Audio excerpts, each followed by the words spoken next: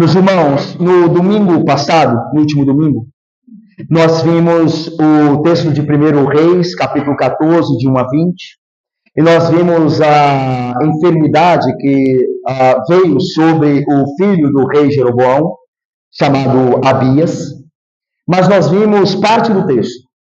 E nesse domingo nós voltamos a esse texto para vermos a parte final dele. Então, eu peço aos irmãos que abram a sua Bíblia, por favor, no primeiro livro dos Reis, capítulo de número 14. Primeiro livro dos Reis, capítulo de número 14, para que façamos a leitura do versículo de número 1 até o versículo de número 20. Vamos então, irmãos, de forma reverente, atenciosa, sincera e com fé, ouvir o que Deus nos fala por meio de sua palavra, que será lida agora. Então diz assim a palavra do Senhor. Naquele tempo adoeceu Abias, filho de Jeroboão.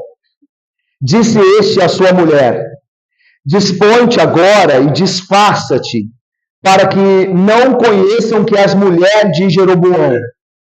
E vai a Siló. Eis que lá está o profeta Aías, o qual a meu respeito disse que eu seria rei sobre este povo. Leva contigo 10 pães, bolos e uma botija de mel, e vai ter com ele. Ele te dirá o que há de suceder a este menino. A mulher de Jeroboão assim o fez. Levantou-se, foi a Siló e entrou na casa de Aías. Aías já não podia ver, porque os seus olhos já se tinham escurecido por causa da sua velhice. Porém o Senhor disse a Aías: eis que a mulher de Jeroboão vem consultar-te sobre seu filho, que está doente. Assim e assim lhe falarás, porque ao entrar, fingirá ser outra. Ouvindo Aías o ruído de seus pés, quando ela entrava pela porta, disse: entra, mulher de Jeroboão, por que finges assim? Pois estou encarregado de te dizer duras novas. Vai e dize a Jeroboão: assim diz o Senhor, Deus de Israel, porquanto te levantei do meio do povo, e te fiz príncipe sobre o meu povo de Israel, e tirei o reino da casa de Davi, e tu entreguei, e tu não foste como Davi, meu servo, que guardou os meus mandamentos e andou após mim de todo o seu coração, para fazer somente o que parecia reto aos meus olhos. Antes fizeste o mal, pior do que todos os que foram antes de ti, e fizeste outros deuses e imagens de fundição, para provocar-me a ira, e me viraste as costas. Portanto, eis que trarei o mal sobre a casa de Jeroboão. Eliminarei de Jeroboão todo e qualquer do sexo masculino, tanto o escravo como o livre, e lançarei fora os descendentes da casa de Jeroboão, como se lança fora o esterco, até que de todo ela se acabe. Quem morrer a Jeroboão na cidade, os cães o comerão. E o que morrer do campo aberto, as aves do céu o comerão, porque o Senhor o disse. Tu, pois, dispõe-te e vai para a tua casa. Quando puseres os pés na cidade, o menino morrerá. Todo Israel o pranteará e o sepultará, porque de Jeroboão só este dará entrada em sepultura, porquanto se achou nele coisa boa para com o Senhor, Deus de Israel, em casa de Jeroboão. O Senhor, porém, suscitará para si um rei sobre Israel, que eliminará no seu dia a casa de Jeroboão.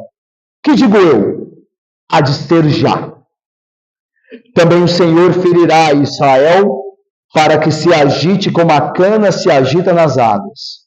Arrancará Israel desta boa terra que dera a seus pais e o espalhará para dar além do Eufrates, porquanto fez os seus postes ídolos, provocando o Senhor a ira. Abandonará a Israel por causa dos pecados melhor que Jeroboão cometeu e pelos pecados que fez Israel cometer. Então, a mulher de Jeroboão se levantou, foi e chegou a Tirsa. Chegando ela ao limiar da casa, morreu o menino. Sepultaram-no e todo Israel pranteou, segundo a palavra do Senhor, por intermédio do profeta Aías, seu servo. Quanto aos mais atos de Jeroboão, como guerreou e como reinou, eis que estão escritos no livro da história dos reis de Israel. Foi de 22 anos o tempo que reinou Jeroboão, e descansou com seus pais, e Nadab, seu filho, reinou em seu lugar. Vamos orar ao Senhor? Ó Deus Santo, bendito, mais uma vez nós vamos ao Senhor, ó Pai, pedindo do Teu auxílio para a pregação da Tua palavra, que o Senhor nos fale mediante a Tua palavra, e que nós sejamos, ó Pai, convencidos, ó Pai, pela Tua palavra, e que nós agora mesmo, ó Deus, hoje mesmo, nos preparemos para o dia da nossa morte, ó Deus, o dia em que nós estaremos diante do juiz, ó Pai. Abençoa-nos em Cristo, aquele que nos livra da ira e da morte. Abençoa-nos nele, o Rei eterno, bendito Salvador. É em nome dele, ó Pai, que nós oramos e te pedimos isto, com perdão dos pecados. Amém. Meus irmãos, como nós vimos no domingo passado, esse texto fala de enfermidade e morte. Enfermidade e morte. O filho de Jeroboão, chamado Abias, estava enfermo. E como nós vemos no texto, ele havia de morrer de fato. Quando o medo mortal bate à porta, irmãos, como acontece com todos nós, em algum momento, e de uma forma ou de outra, nós somos confrontados com a escolha espiritual que revela a verdadeira condição de nossa alma. Estamos prontos para enfrentar as grandes questões da vida e da morte? Confiaremos em Deus, de fato, na hora em que a morte nos chegar? Ou tentaremos nos agarrar desesperadamente em qualquer coisa que nos dê a impressão de controlar a situação derradeira? Podemos até mesmo tentar usar e manipular a religião para que Deus nos dê o que queremos. Quando, à beira da morte, aqueles que desprezaram a Deus por toda a vida esperam em vão por um milagre em seu leito de enfermidade. O capítulo de número 14 do primeiro livro dos Reis nos fala dessas coisas, da vida e da morte, e como devemos nos preparar para encarar esta hora derradeira. Irmãos, nós vimos no domingo passado que o filho de Jeroboão, Abias, adoeceu. Era uma situação de crise real. Era uma situação de crise médica e, ao mesmo tempo, de crise política. De crise médica, irmãos, porque naquele tempo não haviam hospitais, não haviam exames, não haviam os remédios que temos hoje, não haviam muitos tratamentos, e estar doente era sério risco de morte. Alguém que estava doente corria um sério risco de morrer. Era, de fato, uma crise médica. Mas era também uma crise política, como vimos no domingo passado. Porque Abias, o filho de Jeroboão, era o sucessor no trono de Israel, que haveria de reinar no lugar de seu pai. Era o príncipe herdeiro, o legítimo herdeiro do trono de Israel. E nós vimos que esse rei Jeroboão, que não estava preparado, Bruno e Leda e Graça, de forma alguma para esse momento, Roberto. Ele procura manipular a Deus, falando à sua esposa, a esposa de Jeroboão, para se disfarçar e ir ter com o profeta Aías para ver o que Deus falaria, e se Deus falaria a favor de sua casa e a favor de seu filho, ou se seu filho morreria ou não. Nós vimos que Jeroboão não estava preparado. Nós vimos isso no domingo passado. Que a compreensão que ele tinha de Deus, embora tinha, e que todo ímpio tem, até mesmo o ateu, que diz não crer em Deus, na hora do aperto, procura aquele irmão da igreja e pede oração por ele lá, porque a saúde dele não vai bem. Nós vemos que estes homens ímpios, ainda que não vivam segundo a vontade de Deus, eles têm compreensão do Senhor, mas é uma compreensão falha, é uma compreensão corrompida, porque aqui nós vemos Jeroboão achando que poderia enganar a Deus, que o fato de sua esposa estar disfarçada poderia passar desapercebido pelo profeta de Deus. O que nós vimos que não aconteceu. Nós vimos que, tendo obedecido a Jeroboão, a sua esposa disfarçou-se e foi até a Siló, onde estava o profeta Aías. E nós vimos informando pelo texto que o profeta Aías, por causa de sua velhice, já estava cego. E nós vimos no domingo passado que parece que o plano de Jeroboão daria certo. Porque a sua esposa estava disfarçada e o profeta estava cego. Então qual era a chance do profeta descobrir que quem estava ali era a esposa de Jeroboão, que estava, ele, o rei, estava andando longe do caminho do Senhor, e ali estava a espera desse rei ímpio, que merecia não a misericórdia de Deus, mas o seu juízo sobre ele.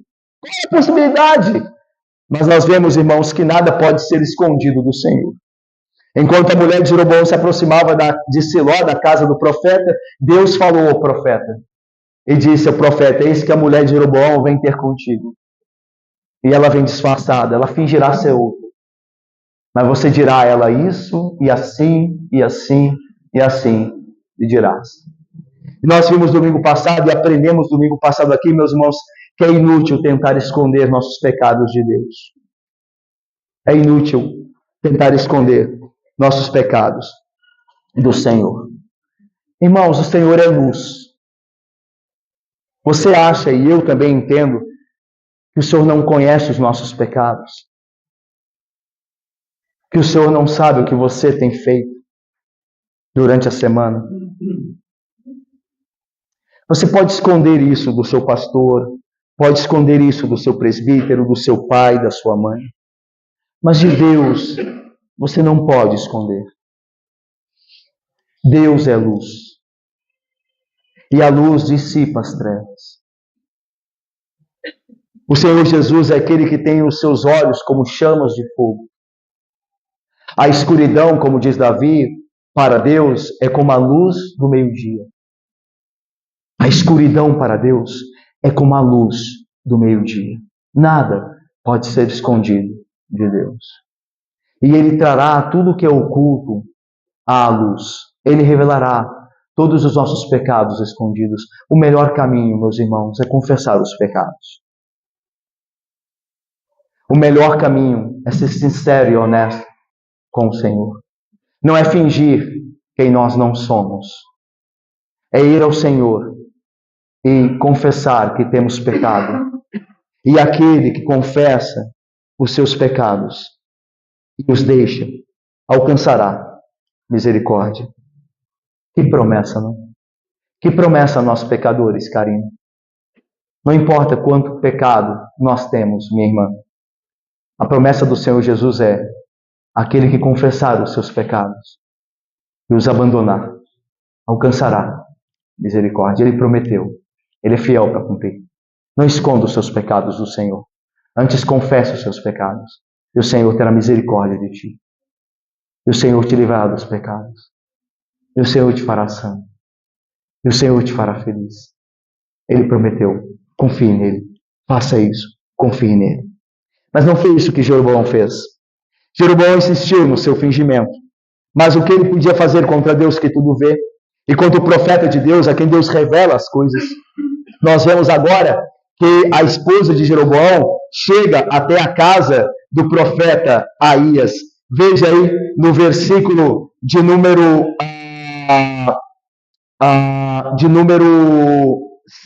5.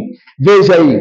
Porém o Senhor disse a Aías, o profeta: eis que a mulher de Jeroboão vem consultar-te sobre o seu filho que está doente. Assim lhe falarás, porque ao entrar fingirá ser outra. E aí o versículo 6 nos narra a chegada da mulher de Jeroboão à casa do profeta Aías. Veja aí, ouvindo Aías o ruído dos seus pés, ou seja, nem ela havia chegado ainda, ele ouviu o ruído dos pés da esposa de Jeroboão, disse a ela: entra, mulher de Jeroboão, por que finges assim? Porque você só está enganando a você mesmo. Você não pode enganar a Deus. Lembra do que o apóstolo João diz na sua primeira carta, no capítulo 1? Quem anda nas trevas engana a si mesmo. Não pode enganar a Deus, está se enganando. Ninguém pode enganar a Deus. Por que finges assim? Pois estou encarregado, continuou Aías, de te dizer duras novas. E ele passa então, irmãos, a acusação da parte de Deus a Jeroboão. Agora, nós veremos que o texto se divide em duas partes principais agora. Do versículo 7 ao versículo 9, Deus, como juiz, faz uma acusação. Ele vai acusar o rei Jeroboão. Ele vai mostrar quais são os pecados de Jeroboão.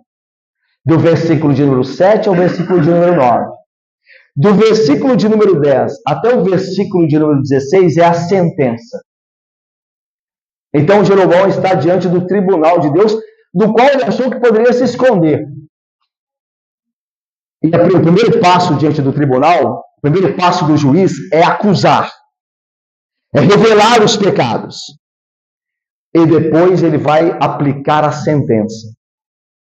E é nesses dois grandes assuntos, nesses dois grandes passos deste tribunal aqui, por assim dizer, que se divide o texto que nós temos diante de nós a partir do versículo 7. Então, de 7 a 9, a acusação. E veja como o que Deus fala dos pecados de Jeroboão. Ele diz assim: vai, diz o profeta Aías, a esposa de Jeroboão, vai e diz a Jeroboão, ele te mandou aqui, mas não adianta tentar fugir. Ele será de fato acusado agora e receberá a sentença. Não adianta esconder-se, mandar alguém no lugar. Deus vai encontrar o pecador. Vai e diz ao Jeroboão: assim diz o Senhor, Deus de Israel, porquanto te levantei do meio do povo, e te fiz príncipe sobre o meu povo de Israel, e te tirei o reino da casa de Davi, e tu entreguei, e tu não foste como Davi, meu servo, que guardou os meus mandamentos, e andou após mim de todo o seu coração, para fazer somente o que parecia reto aos meus olhos. Pare um pouquinho comigo aí. Antes de Deus falar dos pecados de Jeroboão, ele fala da bondade dele para com Jeroboão. Porque a bondade de Deus para o ímpio agrava a acusação sobre o ímpio.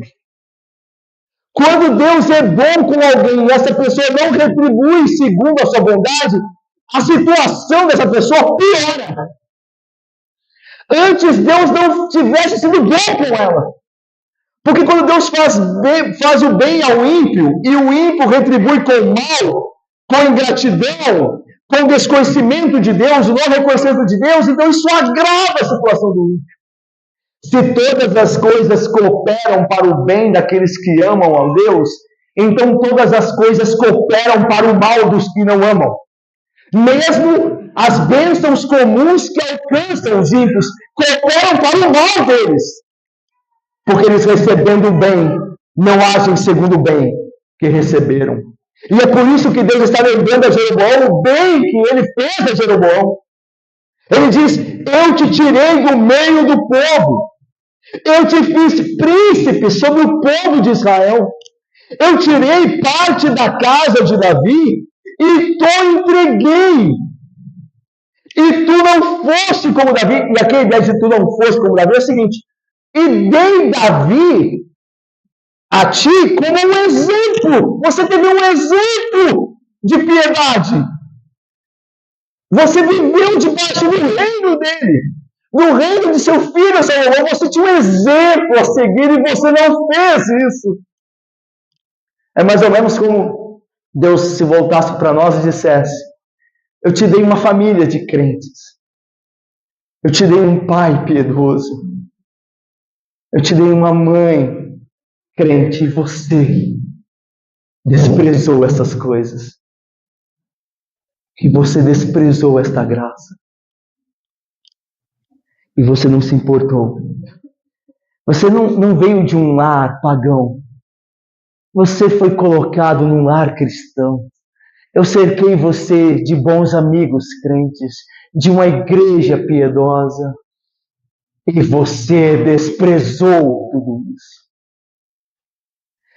A sua sentença será mais pesada ainda, porque a quem muito é dado, muito será cobrado. Eu te dei Davi. E é interessante o contraste de Davi com Jeroboão, porque Deus diz de Davi algo maravilhoso. Deus diz assim: ele andou após mim de todo o seu coração. Você, Jeroboão, você finge ser quem não é. Mas o meu servo Davi não finge.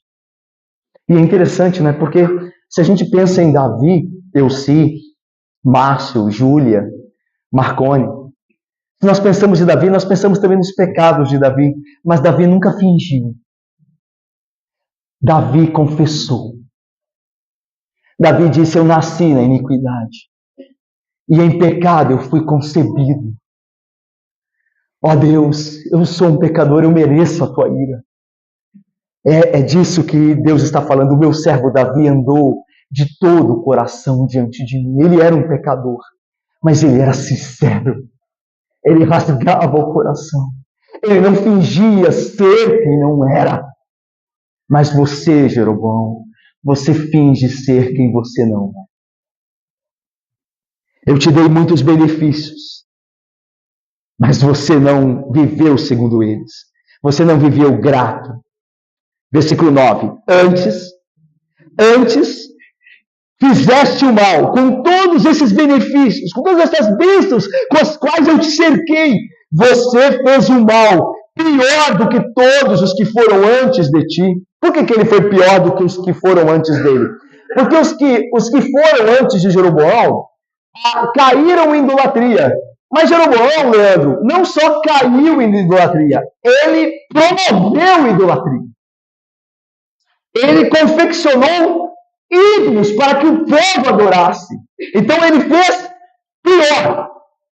Porque ele não só entregou-se à idolatria, como promoveu a idolatria. Como é o caso lá dos ímpios que nós vemos em Romanos 1, aqui neste culto. Eles não só fazem tais coisas, como aprovam os que tais coisas praticam, eles promovem o pecado. Eles fazem e promovem. Assim como Jeroboão era um idólatra e promovia a idolatria, levou Israel à idolatria. Então, olha só como isso é verdade na continuação do texto, versículo 9.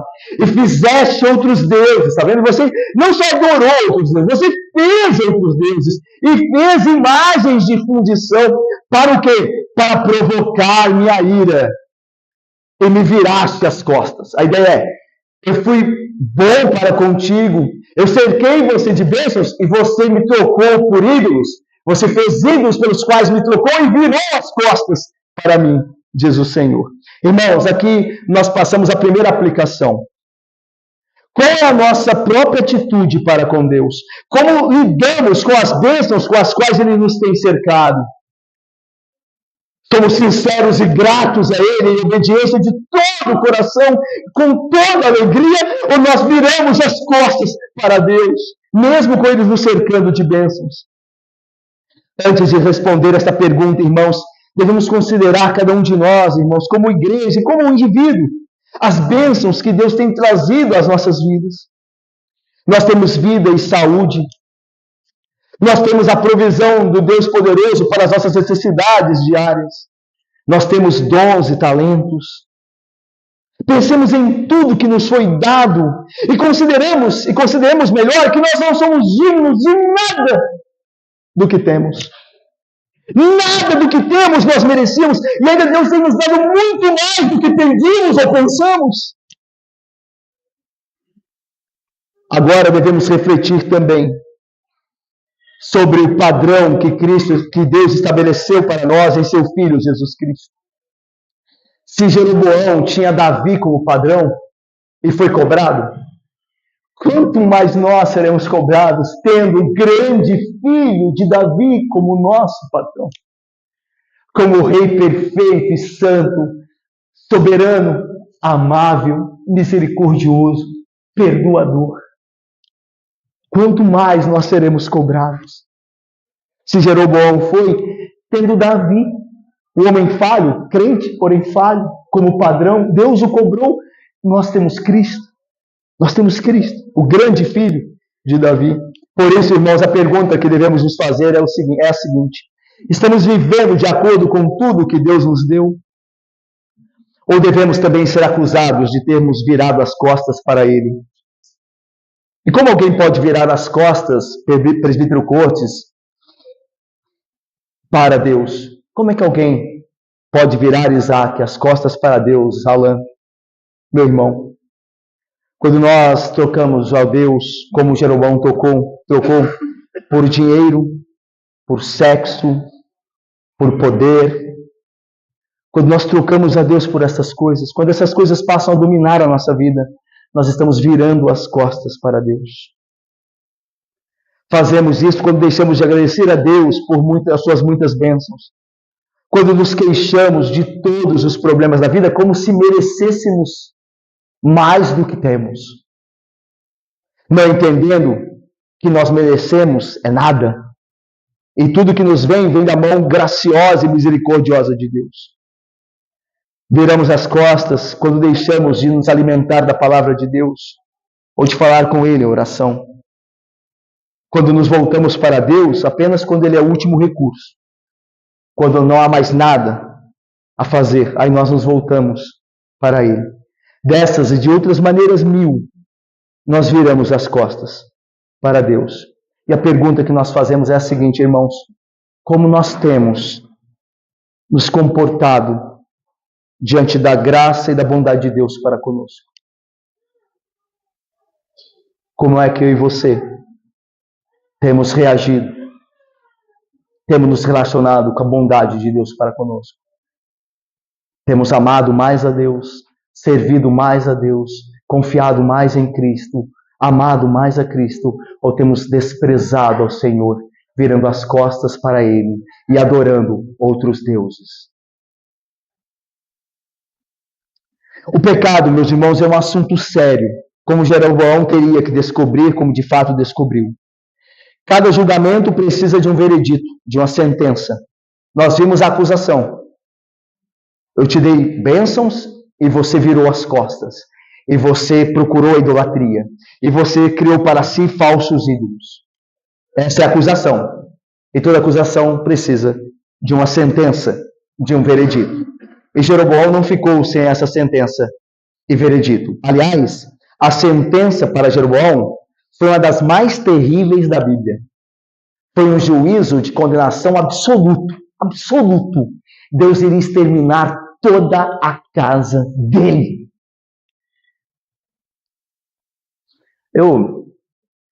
Nesses dias últimos, eu recebi um vídeo de um herege, que outrora fora da Igreja Batista, e agora é um herege. Na verdade, ele já vem se demonstrando herege há muito tempo, né? Agora isso ficou escancarado, né?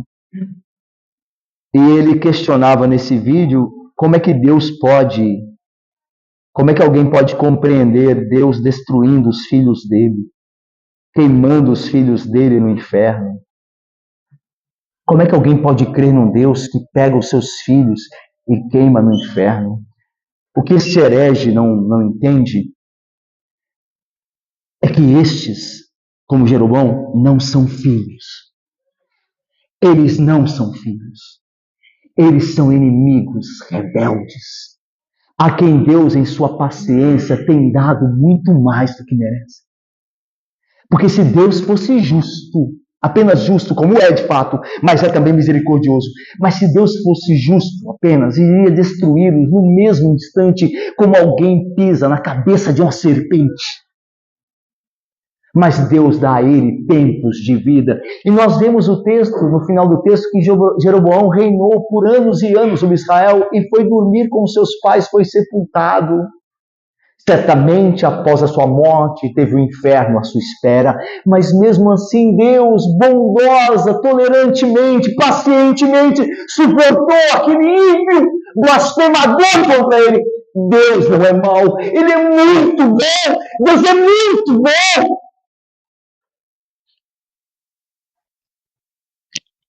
Porque esses não são filhos, são bastardos que odeiam a Deus, que odeiam o Deus da Bíblia e não se submetem a Ele.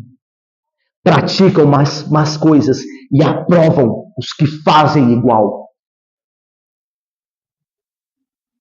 São esses os Jeroboões do nosso tempo. Mas isso não importa em nada e não muda a realidade de que Deus os destruirá. Como merecem ser destruídos, porque desprezaram a bondade de Deus. Cuspiram no rosto do bom e santo Deus. Poderiam ficar sem retribuição diante de um Deus justo? Poderiam? Não poderiam. Por isso eu vejo que Deus fala sobre a sua condenação à casa de Jeroboão. Versículo 10, versículo 11 e versículo 14. Portanto, eis que trarei o mal sobre a casa de Jeroboão, e eliminarei de Jeroboão todo e qualquer do sexo masculino, tanto o escravo como o livre. E lançarei fora os descendentes da casa de Jeroboão, como se lança fora o esterco, até que de todo ela se acabe. Quem morrer a Jeroboão na cidade, os cães o comerão, e o que morrer no campo aberto, as aves do céu o comerão, porque o Senhor o disse. Versículo 14. O Senhor, porém, suscitará para si um rei sobre Israel, que eliminará no seu dia a casa de Jeroboão. Que digo eu, disse o profeta, há de ser já. Irmãos, vocês se lembram quando o profeta Aías encontrou Jeroboão, alguns capítulos atrás desse livro, quando ambos estavam num caminho deserto? Vocês se lembram? O profeta Aías foi mandado por Deus para ao encontro de Jeroboão por causa dos pecados de Salomão. E o profeta Aías tirou a sua capa e repartiu em 12 pedaços, dando 10 pedaços da capa dele a Jeroboão, dizendo, assim Deus fará a casa de Davi. E aí Deus faz uma promessa a Jeroboão. Deus diz assim, se você andar nos meus caminhos, veja como Deus é bom. Se você andar nos meus caminhos, se você for sincero, não é perfeito, sincero, porque não há ninguém perfeito. Se você for sincero e andar nos meus caminhos, eu te farei casa estável. Eu vou abençoar a sua casa. A destruição de Jeroboão não é culpa de Deus. A destruição de Jeroboão é culpa dele. Ele mesmo se destruiu. Ele mesmo atraiu a ira de Deus sobre ele. Porque Deus tem prazer em salvar. Deus disse a ele, se você andar nos meus caminhos, eu te farei uma casa estável. Mas Jeroboão desprezou a Deus. Jeroboão se voltou contra Deus. A culpa não é de Deus, da desgraça de Jeroboão. A culpa é só dele, assim como a nossa também, irmãos. A nossa desgraça não é culpa de Deus, é nossa. Nós somos avisados, Deus nos ama tanto, nos avisa tanto, apela tanto, e nós podemos ser a ruína da nossa própria vida se não dermos ouvido à boa voz de Deus. A única pessoa que pode desgraçar a sua vida e trazer a ira de Deus sobre ela é você mesmo. É você que fará isso, não atendendo à voz do Senhor, não se arrependendo, não sendo sincero, não sendo humilde. Assim acontece com Jeroboão. Essa profecia, meus irmãos, era uma profecia de humilhação. A casa de Jeroboão seria tratada como excremento, como esterco, como nada. Seus filhos não receberão a honra de um enterro decente, mas morrerão como cães nas ruas da cidade. Não ter um enterro, não ter um sepultamento, Guilherme, era a morte de um cão. Por isso que diz que os cães comerão os filhos de Jeroboão. O fim da dinastia de Jeroboão, portanto, serve como a prévia do juízo final que Cristo trará sobre o mundo. Cristo trará desonra e destruição para todos os seus inimigos. todos aqueles que não creem no bom Rei e Salvador, Jesus Cristo. Isso aqui é uma prévia do juízo, Renata, que virá sobre todos aqueles que não são sinceros diante de Deus, que não se arrependem dos seus pecados, que não odeiam os seus pecados diante de Deus, que não clamam pelo sangue purificador, que não clamam pelo Espírito transformador, como os crentes clamam, ainda que falhos. Todos os presunçosos e orgulhosos, todos os que rejeitam a Deus, serão por Ele destruídos e acabarão no inferno da destruição e da vergonha eternas. Depois há uma promessa que Aías continua proferindo. Versículo 14 diz assim: o Senhor, porém, suscitará para si um rei sobre Israel, que eliminará no seu dia a casa de Jeroboão. Que digo eu? Há de ser já. A ideia aqui, esse que digo eu, há de ser já, é o seguinte: vai demorar muito? Não. Há de ser agora. E é o que acontece mesmo. Quando Jeroboão morre após o seu reinado, o seu servo, o seu filho, Nadab, depois da morte de Abias, como nós vemos, o seu filho Nadab assume o trono, mas se levantará no capítulo de número 15. Já no capítulo 15, o final do capítulo 15, vai se levantar um homem chamado Baasa, que vai se rebelar contra Nadab, filho de Jeroboão, e vai destroná-lo, matando, e vai matar a casa toda de Jeroboão, cumprindo a palavra do Senhor. Vocês percebem que, até agora no livro dos Reis, você vê, no início da divisão dos reinos ali, a palavra do Senhor sendo cumprida. Lembra que o profeta Aías foi a Jeroboão repreendendo a sua idolatria e disse que Deus partiria o altar em dois, aí quebrou-se na hora, né? Então você vê, depois Deus diz ao profeta que não tinha nome, de Judá, lembra que for avisar o rei sobre isso, que se ele comesse e bebesse, ele seria julgado, e um leão comeu, como havia dito a palavra do Senhor, por meio do profeta de Betel. Você vê a palavra de Deus se cumprindo. E aqui você vê novamente, o profeta diz assim: e o que digo eu dessa profecia, dessa promessa de sentença? Há de ser já. E foi. Não passou muito tempo. Quando o próximo filho de Jeroboão se sentou no trono, ele foi traído. E diz o texto, irmãos, que ele reinou, o capítulo 15, diz que ele reinou sobre Israel pouco tempo. Nabate, olha aí, no 18º ano do rei Jeroboão, filho de Nabate, né, começou a reinar. E aí versículo 25 do capítulo 15, Nadab, filho de Jeroboão, começou a reinar sobre Israel no ano 2º do rei Asa, e reinou sobre Israel 2 anos. Versículo 25 do capítulo 15. Reinou Nadab 2 anos apenas. E Baasa foi levantado e destruiu a casa de Jeroboão. Por isso que o profeta disse, Aías disse: e o que digo eu dessa profecia, dessa execução de Deus? Há de ser já. Aliás, meus irmãos, sobre os pecadores, os que não se arrependem, eles nunca sabem quando o juízo de Deus irá vir. Eles acham que é uma coisa só de depois. Quando estiverem velhos, talvez. E o juízo de Deus pode chegar muito antes. Mas isso nós falaremos mais à frente. Irmãos, agora veja. A próxima profecia de Aías, no versículo 15 e 16, fala sobre um futuro mais distante um pouco. Além da destruição da casa de Jeroboão. Olha só o que diz o 15 e 16. Vamos ler juntos? 15 e 16, lemos. Também o Senhor ferirá Israel para que se agite como a cana se agita nas águas. Arrancarás a Israel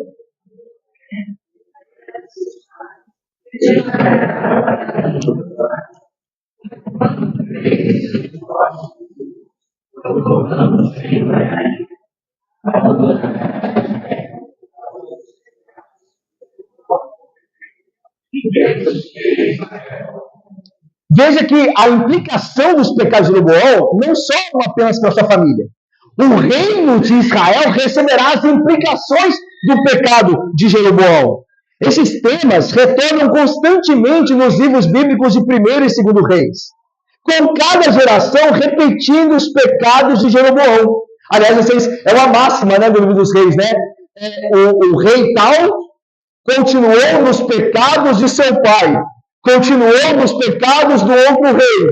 Porque é uma máxima mostrando que o reino de Israel foi de fato dirigido por homens que continuavam nos pecados dos seus antepassados ou dos reis anteriores.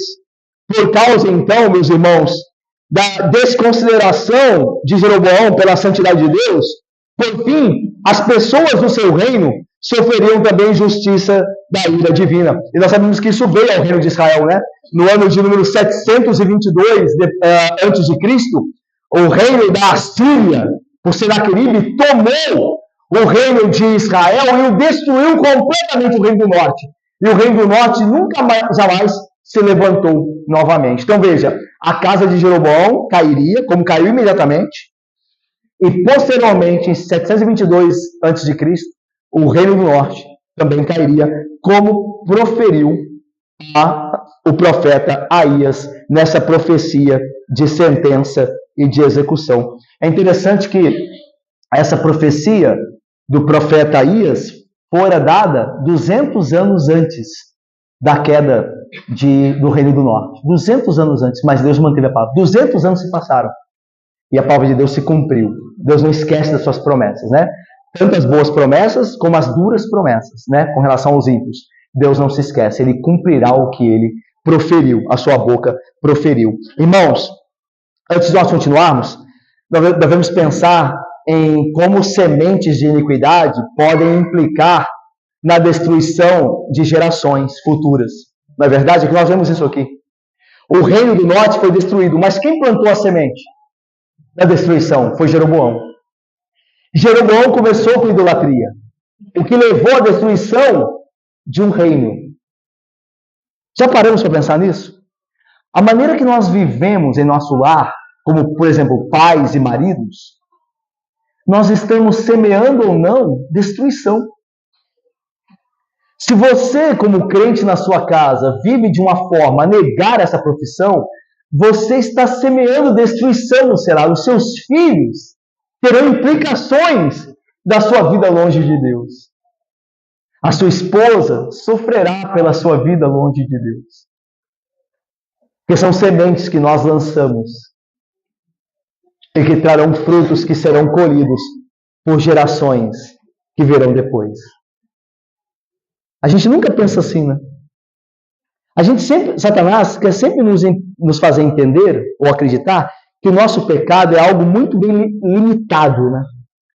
Que nós temos controle sobre os nossos atos pecaminosos, que as coisas não vão sair muito do nosso controle, que nós conseguimos pecar e a coisa, eu vou dar um jeito de amarrar isso, esconder isso aqui. Não é assim? Porque se não fosse assim, nós não pecávamos.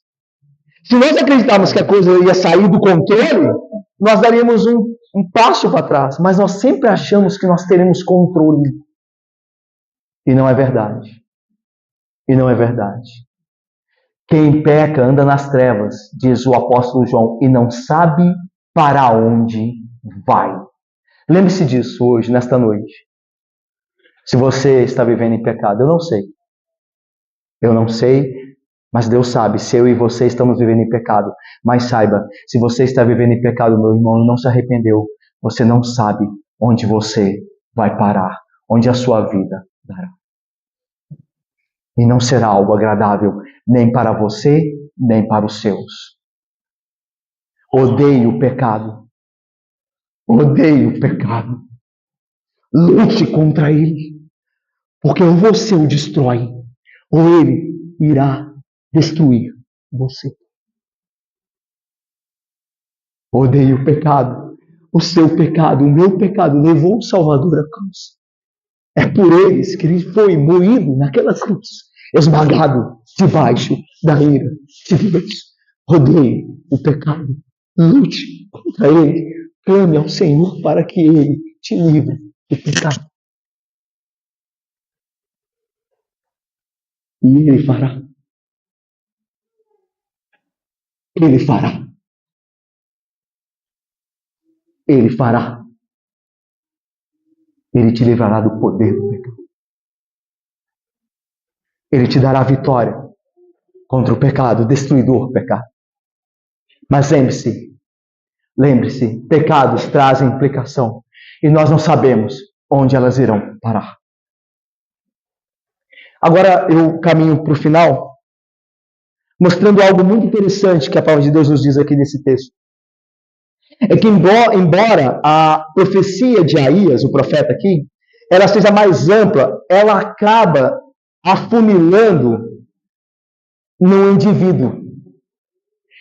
E é interessante, porque ainda que nós nos importemos com o destino do mundo, nos toca muito a nossa vida e o que será dela. E o texto fala disso de uma maneira muito magnífica. Porque você está vendo a profecia, Carol, minha irmã, falando do reino de Israel, que vai cair o reino de Israel, que vai cair a dinastia, a casa de Jeroboão, certo? Mas agora o profeta vai falar do filho de Jeroboão. Agora a coisa se volta para o indivíduo. E é assim que nos importa também.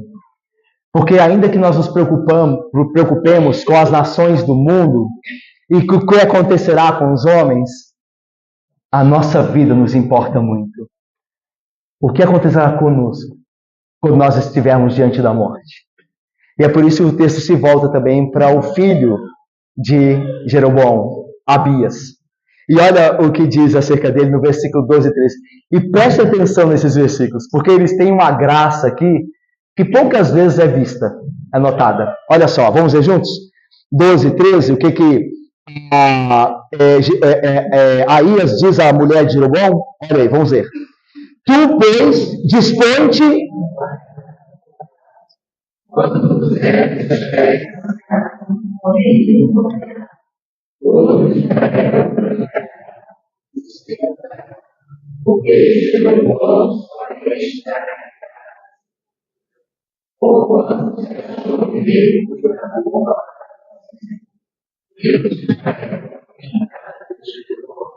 Irmãos, no início dessa história, como nós lemos, Abias, o menino, é um menino.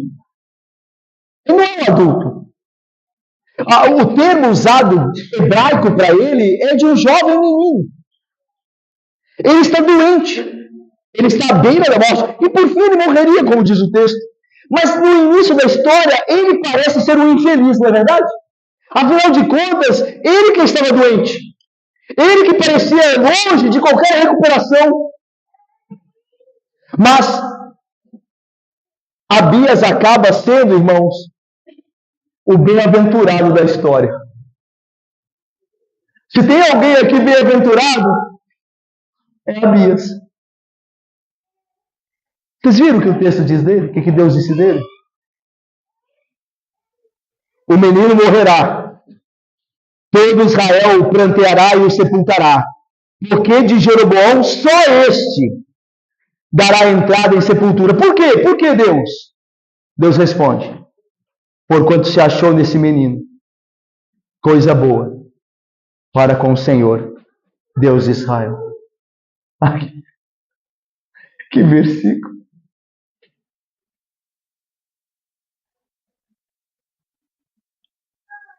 Abias era a única pessoa na família de Jeroboão cuja vida agradava a Deus. Essa profecia não nos diz porque Deus estava satisfeito com Abias. Mas pelo que a Bíblia diz, e a Bíblia deve ser estudado, um texto deve ser estudado à luz de todos os textos da Bíblia, nós sabemos, irmãos, que Deus só pode estar satisfeito com alguém se alguém possuir fé. Lembra de Hebreus 11, 6? Sem fé, ninguém pode agradar a Deus. Havia alguma coisa que agradou a Deus em Abias.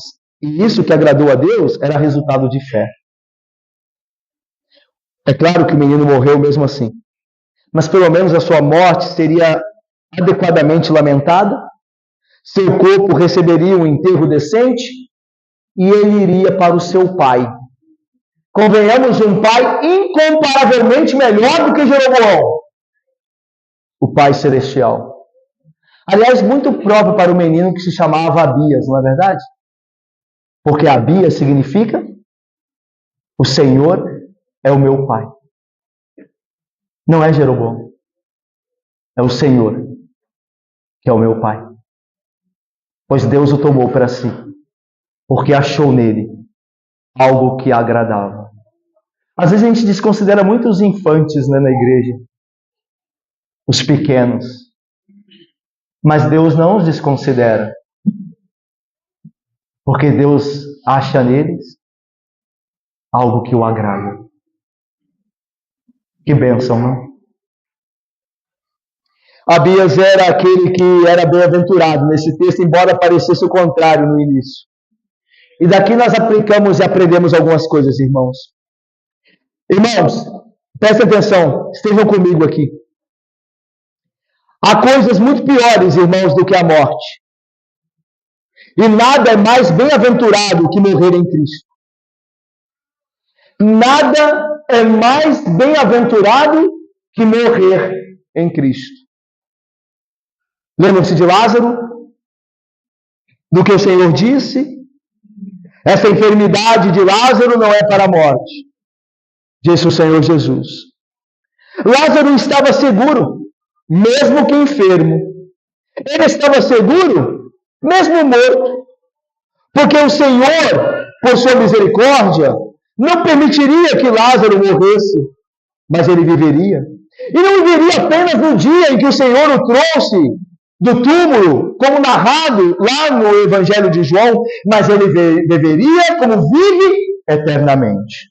Ele estava seguro, mesmo na sua enfermidade para a morte, porque aquela enfermidade, por fim, não terminaria em morte.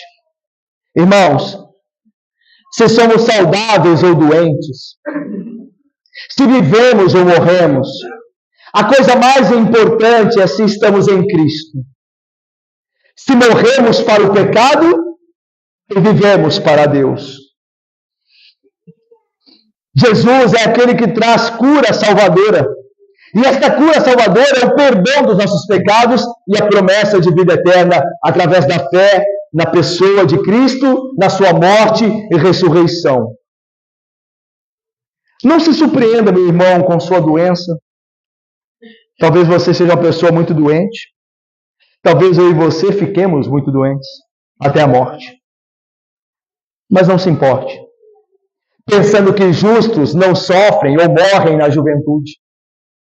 Eis aqui um menino que morreu e que agradava a Deus. Era o único justo na casa de Jeroboão.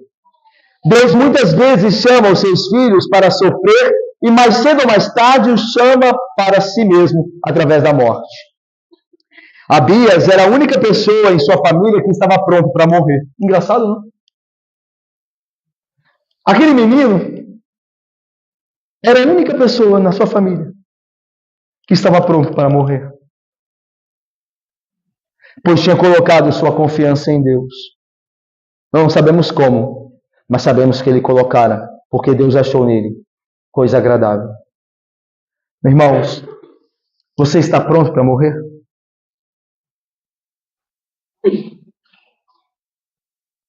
Nós sabemos, Heloísa, que nós vamos morrer. Nós não sabemos quando, nem como. Mas nós sabemos que se Cristo não voltar antes, nós todos haveremos de encarar a morte. Nós estamos prontos, aquele menino estava.